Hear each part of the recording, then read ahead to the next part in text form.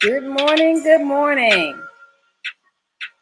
Welcome to another live session here at the Writers Inkhorn International. Now go ahead and turn down this music and get started here for our weekly live Inkhorn session, Inkhorn Conversations.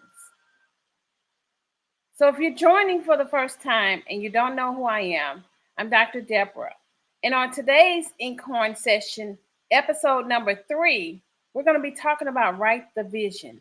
Write the vision.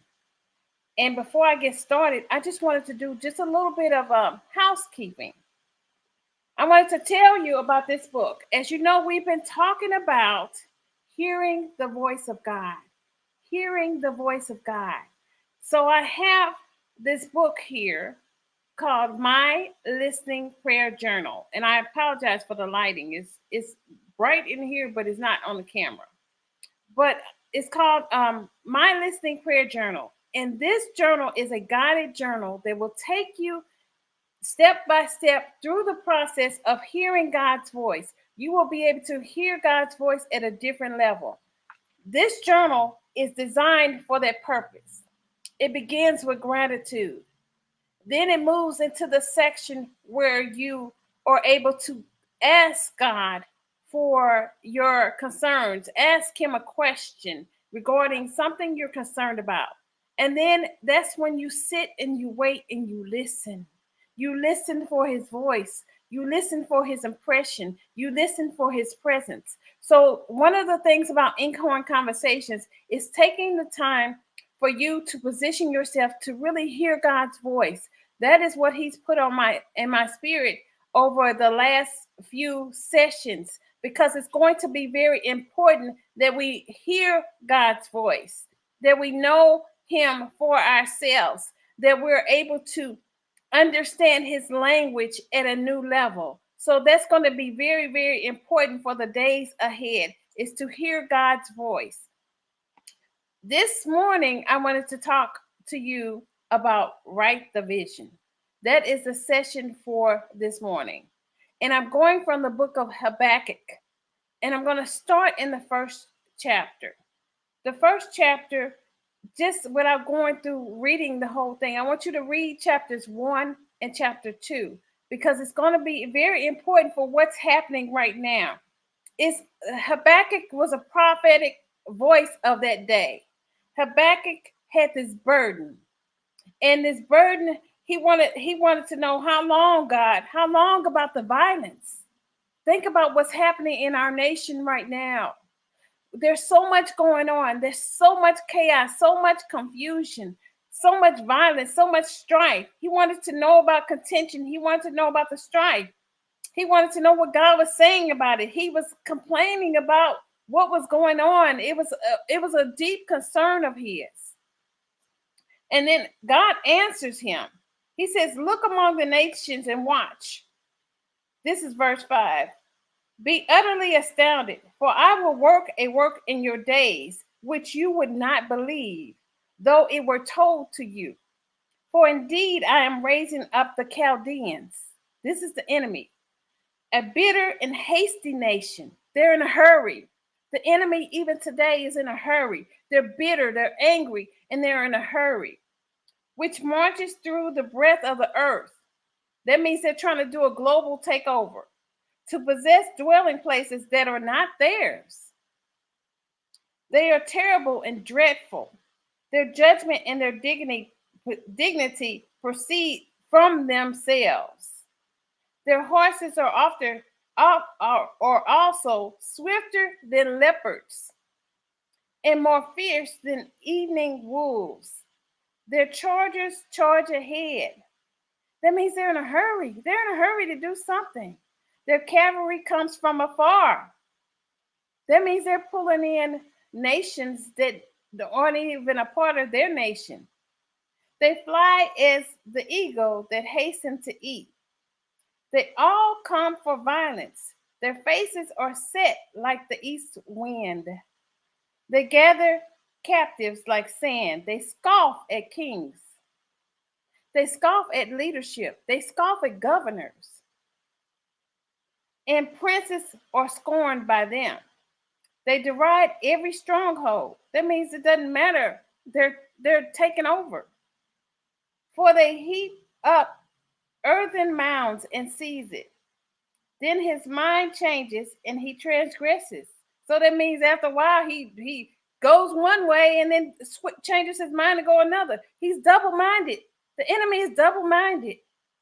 He commits offense, ascribing the power to his God.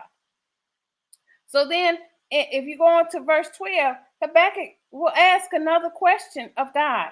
He says, are you not from everlasting? O Lord, my God, my Holy One, we shall not die. We're not going to die. We're going to live. He said, oh Lord, you have appointed them for judgment. So the enemy is coming into our nation for judgment. This is what he's saying to God. This is what's happening to America. The enemy has come in for judgment. It says, oh rock, you have marked them for correction. He wants to correct us, to straighten us up, to put us back on his path. We have to have ears to hear. We have to be able to know the heart of God in this season. We have to know what he's doing. If you're not able to listen to what God is saying and hear what he's saying and get back on the path of correction, then you're going to be marked for judgment in 2022. You're going to be marked for judgment. Get back on his path. Get back in the house of God. That's what I'm hearing God say this morning. And in verse 13 of chapter 1, it says, for you are purer eyes than to behold evil. You are of purer eyes than to behold evil and cannot look on wickedness. That means God don't want to see what y'all doing. He don't want to see evil. He's not looking at evil. He says, why do you look on those who deal treacherously and hold your tongue when the wicked devours? He's asking God, where are you? Where are you in the midst of this trouble? We're in trouble in America. Our nation is being ravaged by storms. They feel like spiritual warfare attacks on our nation. We need to begin to pray and cry out to God and be like Habakkuk and ask these questions. Let's skip to verse 14. It says, why do you make them like fish of the sea? Like creeping things that have no ruler over them. They take up all of them with a hook. They catch them on their net and gather them in a dragnet. Therefore, they rejoice and are glad. They're happy because they feel like they're doing their thing and that they're being victorious. It says in verse 16, it says, therefore, they sacrifice to their net and burn incense to their dragnet. Because of them, their share is scrumptious and their food is plentiful. That means they're not worried about no shelves being stocked. They don't worry about no supply shortage. Shall they therefore empty their net and continue to slay nations without pity? This is Habakkuk sharing with us what's happening right now in our nation. This is the word of God. We have got to learn how to get into the word of God. We have got to learn how to hear his voice. Write the vision. Verse 2, Habakkuk goes on to say, I'm going to stand my watch. He says, I will stand in my watch. There are 8 watches, prayer watches. There are 4 prayer watches in the night that we must begin to position ourselves. When he says stand, that means he's not sitting. He's not laying down. He says, I will stand my watch and set myself on the rampart. That means he's going to a high place. He's looking. He's looking. He's going to a high place and watch to see what he will say to me. Habakkuk was a seer. He saw the voice of God. It says right here, and I will set myself on the rampart and watch to see what he will say to me and what I will answer when I am corrected. So here he is. He's going to hear God's voice, but at the same time, he wants to have his answer already in place so that when God corrects him, he will know what to say. And then the Lord answered him. So even he's seeing him. He goes to stand his watch to see what God will say. He's positioned in a watch. Are you positioned in a watch? Is God calling you to a night watch? It says, and then the Lord answered me and said, write the vision and make it plain on tablets, that he may run who reads it. For the vision is yet for an appointed time, but at the end it will speak and it will not lie. Though it tarries, wait for it, because it will surely come. It will not tarry. God has a plan that's bigger than what we can see, that's bigger than the enemy's plan. We have to write his vision, not our vision. Write God's vision. Wait until God shows you what the vision is about. Wait to see what God has to say. Write the vision, then write it so big that you're moving fast. When you're running, you can see it. If you got too many words in it, if it's not clear, you're not going to be able to understand it. It says, write it that he who may run who reads it. That you can run when you see it. You're going to be like, oh my God, you're going to be running. You're going to be running toward that vision. Make it plain on tablets.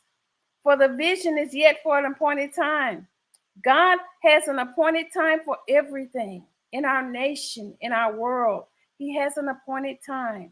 He has a time when he says no more. He has a time when he's not going to turn his back on what the wicked is doing. He has an appointed time. So our job is to learn his voice, to discern his voice, to get in place, to write his vision, to make it plain, to stand on our watch, to not get comfortable, to be ready to hear what God has to say.